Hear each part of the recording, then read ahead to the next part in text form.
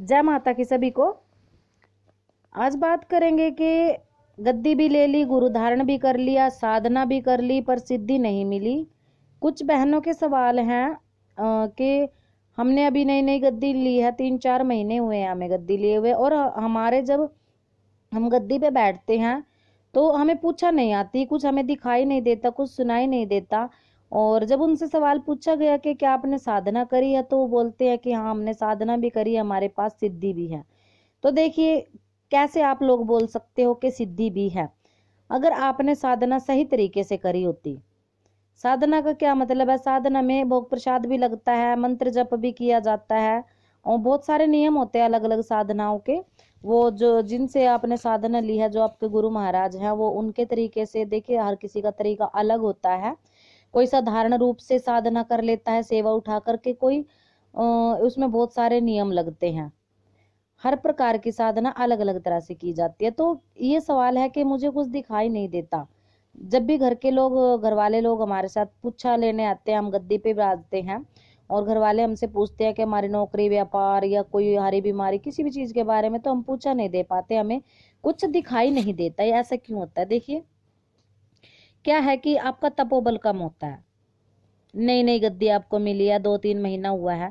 गद्दी मिलने के कम से कम 1.25 साल लगता है। 1.25 साल आपको पकने में, तपने में। और ये बिल्कुल सत्य है।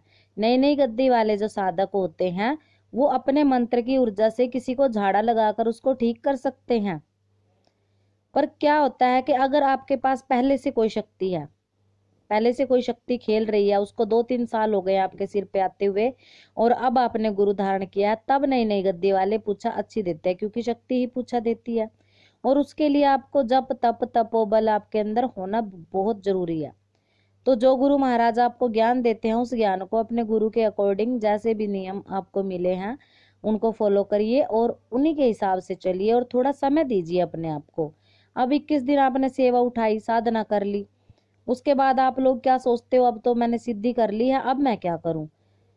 कई लोग ये बोलते हैं कि अप्सरा साधना करिए कि धन की बोरी घर में दे के जाती है, गड़ा हुआ धन दिखाई दे जाता है। यक्षिणियों की साधना करिए, वो हमें धन की पोटली दे करके चली गई। ये सब भ्रम होता है, ये सब भ्रम होता है। अगर ऐसा होने लगे तो हर कोई यक्षिणी की साधना, अप्सरा की साधना कर करके धनवान ना हो जाए, तो देश से गरीबी का मूल ही मिट जाएगा भाई।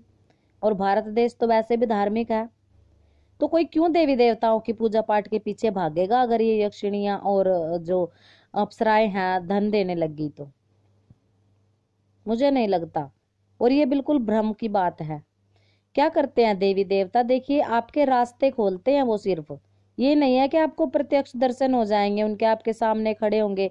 ये सतयुग के जमाने में होता है कि मैं तुम्हारी तपस्या से प्रसन्न हूं, मांगो वत्स क्या मांगते हो। ऐसा आजकल के जमाने में नहीं होता, क्योंकि कलयुग है। और कलयुग में कहा भी गया है कि अगर किसी ने 5 मिनट भी सच्चे मन से भगवान का नाम लिया है, तो परमात्मा उसकी सेवा पूजा को स्वीकार करता है। ये कलयुग के गुण हैं। जब कलयुग ने अवतार लिया, ये उनके गुण थे। और इसी गुण के कारण 5-7 मिनट भी अगर सच्चे मन, भाव सच्चे होने चाहिए, सच्चे मन से आप परमात्मा को पूज लेते हो ना, तो वो सफल होती है। अब साधना सफल हुई कि नहीं, ये कैसे पता चलेगा? कि देखिए, जैसे ही आपने सेवा उठाई, साधना आपकी कंप्लीट हो गई, हवन तर्पण मार्जन जो भी आप करना चाहते हो आपने कर लिया, उसके बाद आप हाथ पे हाथ रख के मत बैठिए। ये नहीं है कि अगर हमने सिद्धि कर ली, साधना कर ली, अब तो देवी देवता ही आके कुछ बताएंगे। नहीं, आपको कर्म करना पड़ेगा स्वयं। कोई भी कार्य आप करोगे ना साधना करने के बाद, तो देखना स्वतः ही वो कार्य अपने आप होते चले जाएंगे। आकर्षण, एक तेज आपके फेस पे आ जाता है। आपके बोलने का जो तरीका होता है, उससे लोग आकर्षित होने लग जाते हैं, लोगों को आपकी बात अच्छी लगने लग जाती है। 10 दिन, महीना पहले तक जो लोग आपसे कटे कटे रहते थे, दूर भागते थे, वो ही लोग आपके संपर्क में आने लग जाते हैं। ये सिद्धि का प्रभाव होता है, साधना का प्रभाव होता है। तो देखिए जी, कर्म प्रधान होता है, कर्म आप लोगों को करना चाहिए। आप जब भी कोई साधना कर लेते, बहुत सारे साधक ऐसे होते हैं जो चौकी दरबार नहीं लगाते, पर क्या होता है कि साधनाएं करते हैं, कोई किसी को गुरु मान करके, आध्यात्मिक गुरु मान करके, तो क्या होता है, उनकी तरक्की के, उनके कार्य के नए नए रास्ते खुलने लग जाते हैं। तो ये सब होता है सिद्धियों का लाभ।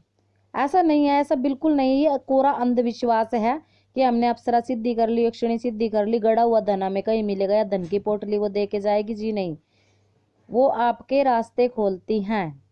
केवल आपके मन में विचार, नए नए विचार उत्पन्न होने लग जाते हैं इससे।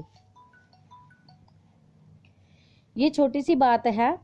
तो 21 दिन की भी कोई करता है, 31 दिन की, 41 दिन की, जैसा भी आप पे हो। और जो नए नए साधक होते हैं या फिर जो जिन्होंने गुरु धारण नहीं कर रखे, जो साधना करना चाहते हैं, किसी को भी गुरु मान करके संकल्प लेकर के छोटी साधना उठाइए, 3 दिन की, 7 दिन की, 11 दिन की, उसके बाद 21 दिन की करिए।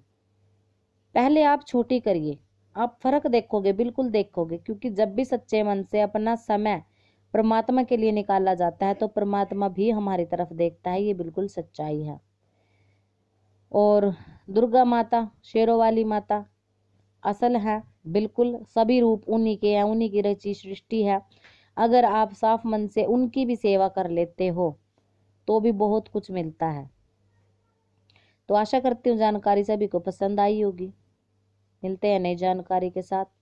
तो अपनी साधना सिद्धि करते रहिए। सभी को जय माता की।